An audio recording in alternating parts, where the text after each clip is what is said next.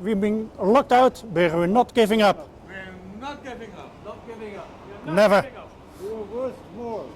Hello, I'm Rob Coston with Nautilus International. I get to bring some very good news today from our industrial team regarding the Classification Society Lloyd's Register. As many of you will know, our union has got branches in the UK, the Netherlands and Switzerland, representing maritime professionals. And I'm joined today by Richard Moti, who's Executive Officer at our Dutch office, to talk about Lloyd's Register and how our members there have managed to achieve a pay rise and union recognition against the odds. It's a really great story. So first of all, Richard, thanks very much for joining me. Yes, nice speaking to you, Rob.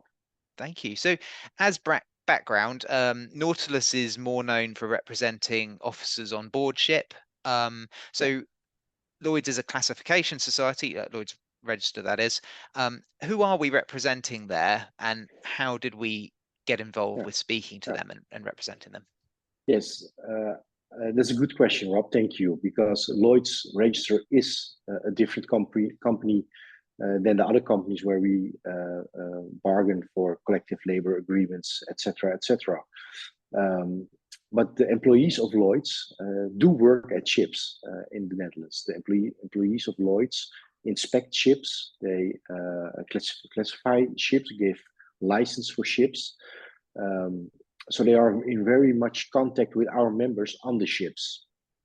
And this story started almost 2 years ago. More than 1.5 years ago, to be more precise. And workers of Lloyd's themselves came to us and asked us if we could represent them because they tried themselves to ask their employer a pay raise because of the high rise of the cost of living in the Netherlands, the high inflation, which was in 2022 14%, and they only got a pay rise of 2%. So there was a huge gap, and all those employees really felt it in the grocery store, at the tank station, paying their bills. It was a hard time for them, and they first asked their employer themselves for a higher pay rise. But unfortunately, Lloyd's Register refused to give an extra pay rise, and that's why they came to us. Great, and my understanding is that we initially went to the company and tried to talk to them, and they did not want to speak to us, didn't want to know. Yeah. Well, before I tell you something more about that, the first thing was that in the beginning, why did they came to us? Because we already had 2 members there at Lloyd's Register in the Netherlands. So we had 2 members, and they came to us and told their story. And what we told to them back was that, well, we were willing to try to help you and to try to get a decent payment increasement for a compensation of the high inflation. But if we only have 2 members, we will not be able to do that. So the first thing is that we have to do, we have to organize ourselves. So we sent our 2 members back with an assignment to gather colleagues for a first meeting. And we said at least 30 colleagues you have to gather, and then we will come and we will talk to them and discuss this issue further.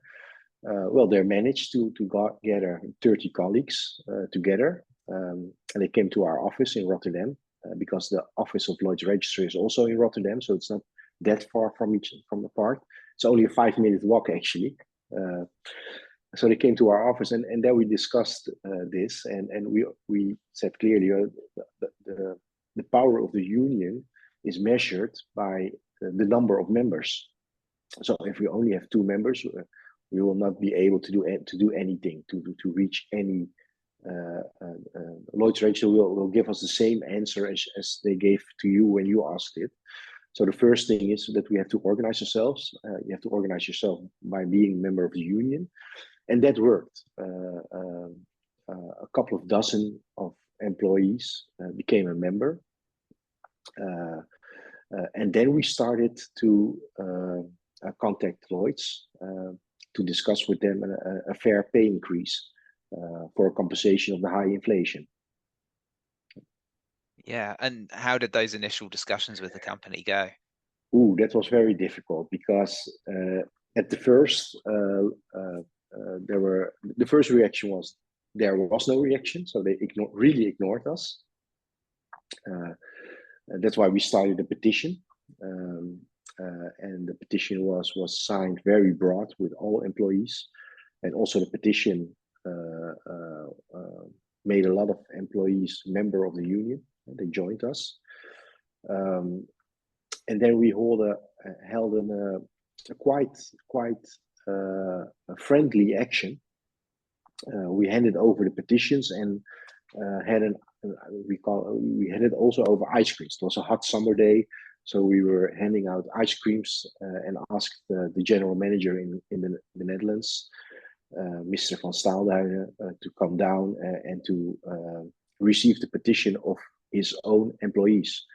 Unfortunately, he refused to come down to receive the petition. That's why we went up with a couple of our lay reps at Lloyd's Register and handed the petition at his own office.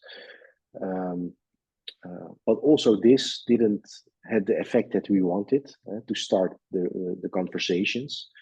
We got only an invitation for a cup of coffee, and after that,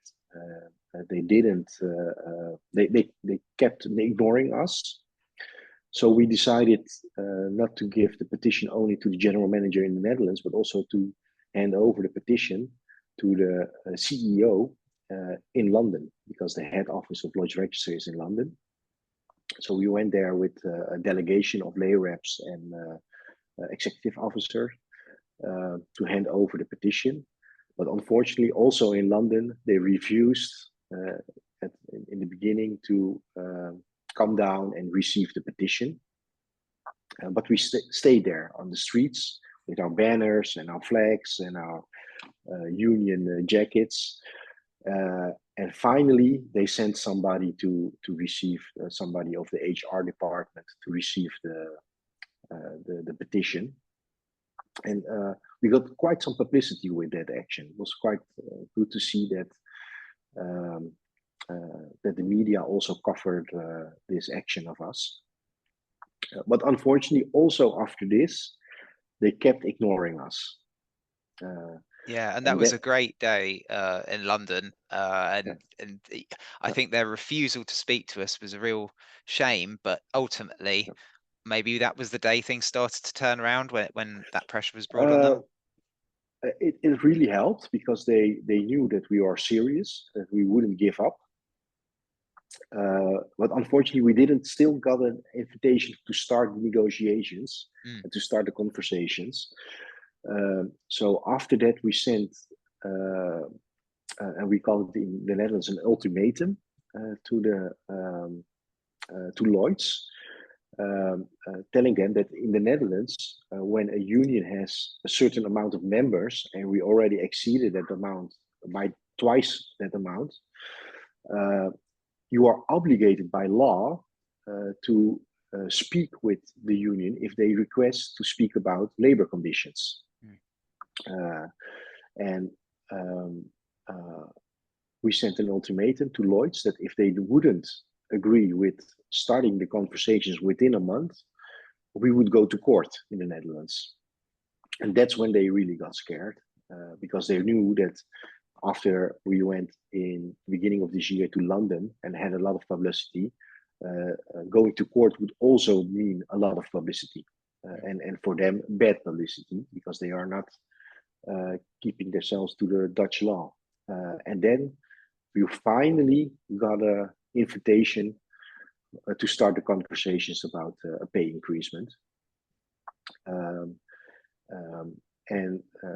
Well, that weren't easy conversations, because in the beginning the representatives of Lloyd's Register were really well, they were really their point was that they did everything correctly, and it's not their responsibility that the inflation was high, so why the company should pay for that, and they didn't compensate the inflation in other countries also.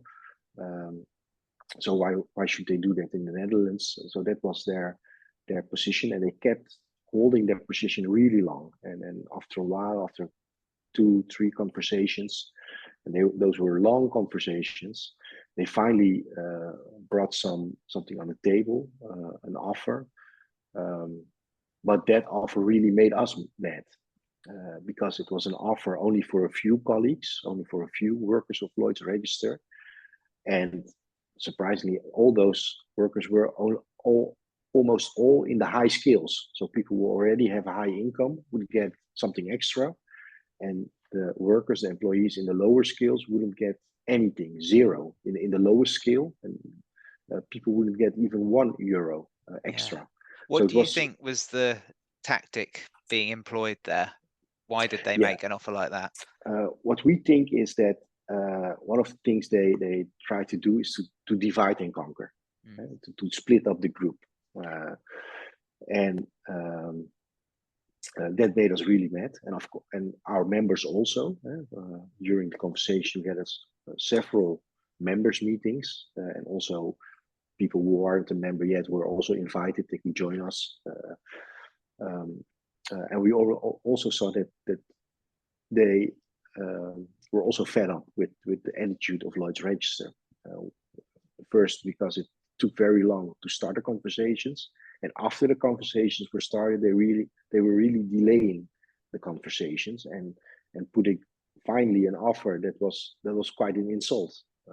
Just giving a few colleagues something extra, and the majority nothing, and especially the people who needed, who are hit the hardest by the high inflation, people in the low skills, wouldn't get anything. So they were really mad at this offer and not taken seriously. They felt not to be taken seriously. And we also communicated that with the representatives of Lloyd's Register. Please come with an offer that's for everybody, not only for a few, but for everybody, and who compensates the high inflation for everybody.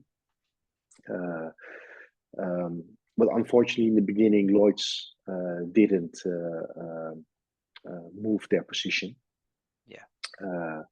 And those conversations took almost 3-4 months, maybe 3-4 months. We had the period of conversations, and after 3-4 months, they didn't move.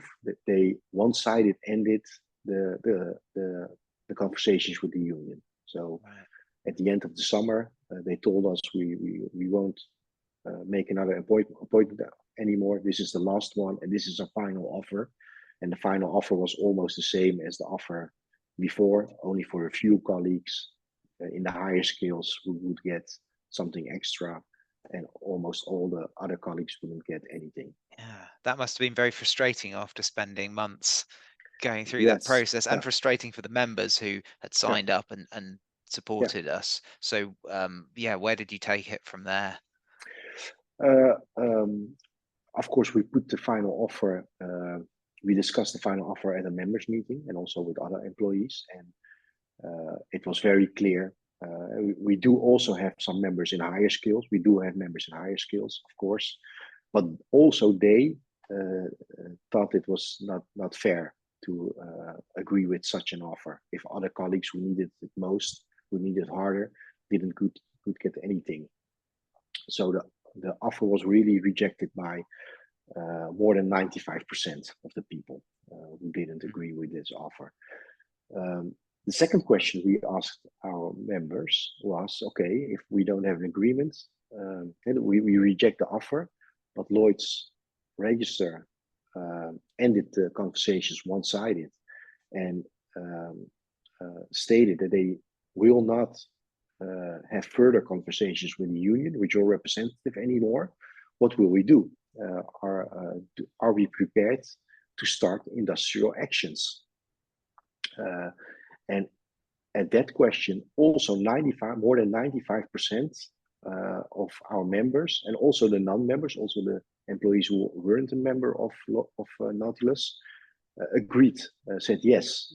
If they don't take us serious, we will take industrial actions. And in the Netherlands, we have some rules. If you start industrial actions, you have to warn a company on time for that, and have to and give the company a couple of days to react on that warning. It's also kind of ultimatum. So we communicated the numbers of our votes about rejecting the offer and about the possibility of industrial actions, and that really changed the game with Lloyd's. Then they finally realized that they wouldn't get away with ending the conversations one-sided, that they couldn't get away with only giving their offer to a few colleagues and the rest, the majority, nothing. And then we received another offer, a very more generous offer, I have to say, and that was the foundation to start another conversation, and that ended finally to a draft agreement. And I think we did quite well, because if you look at at the final offer at the end of the summer, Lloyd's Register, the payment increasement in total was only around 50,000 euros.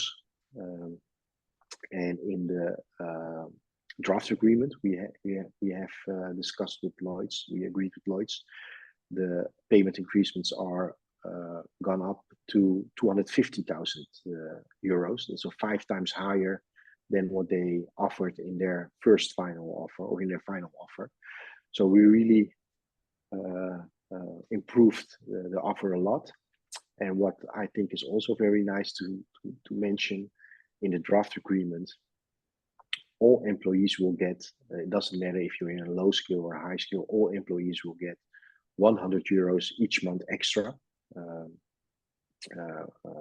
every month. So in total, that's a pay increase of around 1,200 euros, 1,000 pounds. And especially for the lower skills, for the people with the lower incomes, it is in percentage more than for the high skills, so they are compensated more. And next to that, we also agreed on a one-off payment of 400 euros. So it's now an agreement that benefits all employees and not only a few.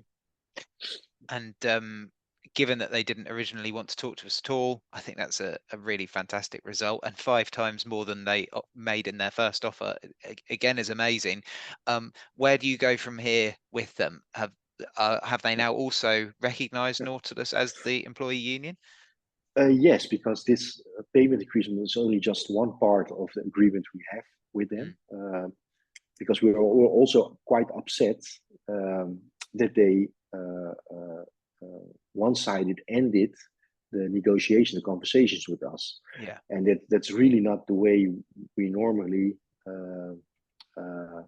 treat unions in the Netherlands. If you are a representative of workers, you don't ignore your own workers. So you don't even so you also don't ignore the representative of your own workers. So it was quite we were quite upset about that. That Lloyd's behaved that way.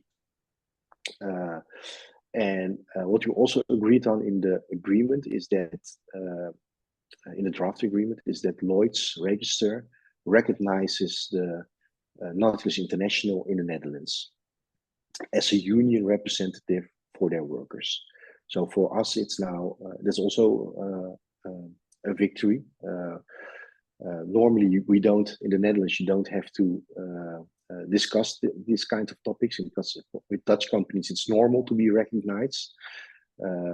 But Lloyd's didn't recognize it. They were stalling and delaying for more than a year, 1.5 years almost. So we also took that hurdle now, and that's also quite a victory, that they now understand that they really have to take us seriously. And if there are matters involving the wages of our members, they first have to come to talk with us before they can change something else. Yeah, that's great news. I think it's a brilliant example of how members can get a really strong result. I mean, they've shown such patience and courage and solidarity with each other to achieve that. It's really good news, and good news for the future. I guess these negotiations with Lloyd's Register can now continue over the years, and hopefully keep improving the situation for employees there. Yes, it was thanks to the employees, our members at Lloyd's Register, that we got this agreement.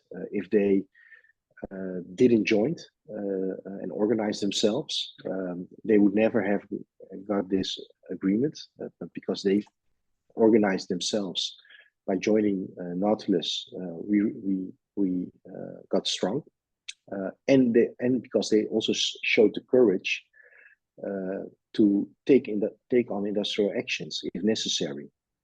And well, it's not new in a company where there never has been industrial action before in history in the Netherlands. It's quite a hurdle to take for people to do that. But the workers were so fed up, our members were so fed up with the behavior of Lloyd's Register that they were prepared to do so, and that was a game changer. That really scared the representative of Lloyd's Register, and that's what made it possible for us to negotiate a much higher offer than the first final offer they gave. So it's really a good example by what a strong union can be, can achieve, and how you can be a strong union. If you work together, you join hands, and show courage, you can achieve a lot. And we showed it at Lloyd's Register. Brilliant. Well, thank you, Richard. Congratulations again to those members, and we look forward to hearing how things progress there in the future. Thank you. Yes, thank you, Rob. Thank you for having this conversation.